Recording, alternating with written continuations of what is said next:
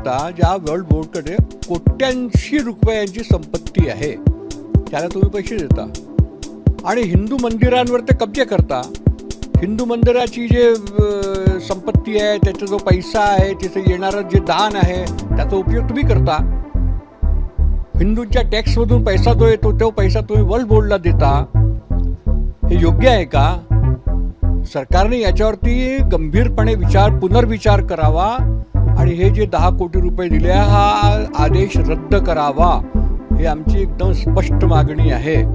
वक्फ बोर्डामध्ये मोठ्या प्रमाणावर रेकॉर्डमध्ये चुका आहेत. या महाराष्ट्रामध्ये अनेक समाज असे आहेत ज्यांच्या जमिनीवर वक्फ बोर्डाचे नाव टाकण्यात आलेले आहे. मग हा रेकॉर्ड दुरुस्त नाही करायचा का? अशा अनेक नोंदी सापडतात ज्या नोंदी हिंदू धर्मीयाच्या आहेत, ज्या जमिनीवर अजून इतर समाजाचे, मागासवर्गीय समाज, आदिवासी समाजाच्या जमिनी आहेत. पण अनेक वर्षापासून वक्फ बोर्डाने कागदपत्रांमध्ये मोठ्या प्रमाणात चुका झाल्यामुळं खरं तर त्याचं डिजिटलायझेशन करणे, त्यांचं सुधारणा करणे याकरता तो निधी आहे. त्याबद्दल आमची पक्ष अधिकृत भूमिका तुमच्या समोर मांडेल. माझी वैयक्तिक भूमिका तुम्ही कॅमेरा समोर चालू शकणार नाही, ते नंतर विचारा.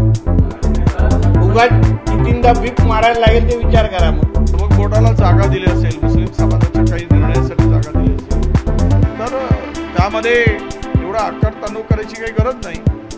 आणि सरकारने दिलेला निर्णय आहे तो विश्व हिंदू परिषद म्हणावं किंवा RSS म्हणावं, त्याला विरोध करावं, ही नैतिकतेला धरून नाही तर ही अनैतिकता आहे.